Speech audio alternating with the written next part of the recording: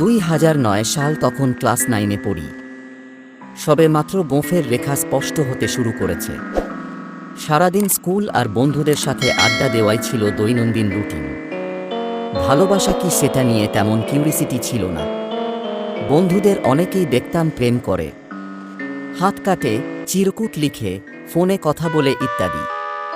সেদিন ছিল বুধবার, তাকে আমি প্রথম দেখি আমাদের ক্লাসের সামনে নিম গাছে হেলান দিয়ে দাঁড়িয়ে আছে আর কার সাথে যেন কথা বলতেছে আর হাসতেছে। আমি লক্ষ্য করলাম হাসলে ওর বাম গালে অনেক সুন্দর একটা টোল পড়ে, যা আমাকে ওই দিন বেশি মুগ্ধ করেছিল। তারপর থেকে যতই দিন যেতে থাকল আমার ততই মেয়েটিকে ভালো লাগতে থাকে। কথাটা আমি আমার সবচেয়ে কাছের বন্ধু বিলাসকে জানাই। বিলাস হয়তো ক্লাসের কারো সাথে কথাটা শেয়ার করে, আর পরে বিশেষ করে আমার আলামিন চাচার গার্লফ্রেন্ড, অর্থাৎ যাকে আমি স্যার ম্যাডামদের সামনেই চাচি ডাকতাম, উনি আমাকে বলতেছে যে পছন্দ করো, বলো না কেন। আমি বললাম, কেমন করে বলবো, মেয়ে ক্লাস 6-এ পড়ে, যদি স্যারের কাছে বিচার দেয়। এটা এমনিতেই বললাম। আসলে সবচেয়ে মজার ব্যাপার হচ্ছে, স্যারের কাছে বিচার দিলেও স্যার আমাকে কিছু করবে না, কারণ তখন আমরাই ছিলাম স্কুলের মাথা, যা বলতাম তাই করতাম। যাই হোক, পরের দিন চাচি আমাকে বলল, আজকে মেয়েকে তোমার কিছু বলতেই হবে। আমি কিছুক্ষণ চুপ করে থাকার পরে বললাম, আচ্ছা বলবো। চাচি মেয়েকে আমাদের ক্লাসরুমের দক্ষিণের জানালায় এনে দাঁড় করালো আর বলল, নীল তোমায় কিছু বলতে চায়। আর চাচি বলল, এবার বলো, আমি পাশেই আছি। কি বলবো বুঝেছিলাম না।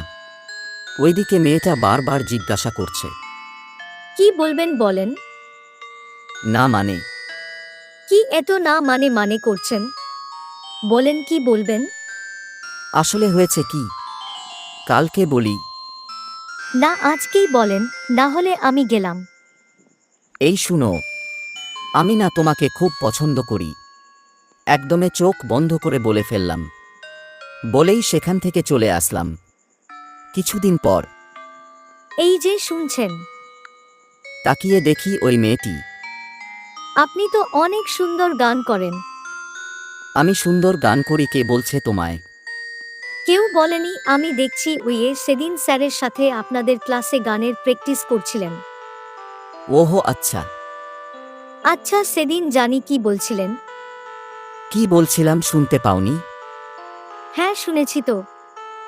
তো উত্তরটা কি? জবাবে কিছু বলছে না, মাথা নিচু করে আছে। হয়তো লজ্জা পেয়েছে। কি হলো, কিছু বলো। কি বলবো? ভালোবাসি তোমায়, এইটা বলো। না, পারবো না। না বলতে হবে। মেয়েটি দৌড়ে চলে গেল। বহু কষ্টে মেয়ের ফুফুর ফোন নাম্বার জোগাড় করলাম, কিন্তু এখন ফোন করব কি দিয়ে? আমার তো ফোন নেই, আর বাসার ফোন দিয়ে কথা বলা যাবে না। কয়েকদিন পর সে আমাকে পছন্দ করে বলছে, কিন্তু কথা খুব কম হতো ওর সাথে, কারণ এই স্কুলেই তার খালাতো বোন পড়ত। তারপর একটা ফোন কিনলাম, শুধু ওর সাথে কথা বলার জন্য।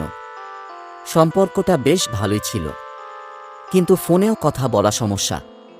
ওর সাথে প্রথম আমার ফোনে কথা হয়েছিল 40 সেকেন্ড, পরে আর একদিন 1 মিনিট। এই 2 দিন প্রতিদিন স্কুল ছুটির পর তাকে বলে আসতাম যাচ্ছি, সেও আমাকে বলেই যেত। এইভাবেই আমি ক্লাস 10-এ উঠলাম। কিন্তু হঠাৎ কি জানি হলো, সে বলল আমার সাথে সম্পর্ক রাখবে না।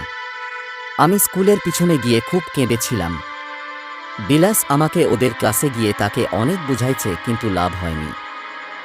ও আমাকে ডিরেক্ট বলে দিচ্ছে আমার সাথে কোন সম্পর্ক রাখতে চায় না। কিন্তু কেন, তা আমি আজও জানি না। আমি বারবার জিজ্ঞাসা করেছিলাম, কেন সম্পর্ক রাখতে চাও না? সে আমাকে কিছু বলেনি। আমার মতো আরও অনেকেই এই প্রশ্নটাই করে থাকেন। কেন ছেড়ে গেলে? আমার কি দোষ ছিল? যারা চলে যায় তারা একটা কথাই বলে যায়, আমি জানি না। কেন এই কথা বলে তারাই জানে, আর উপরওয়ালাই জানে।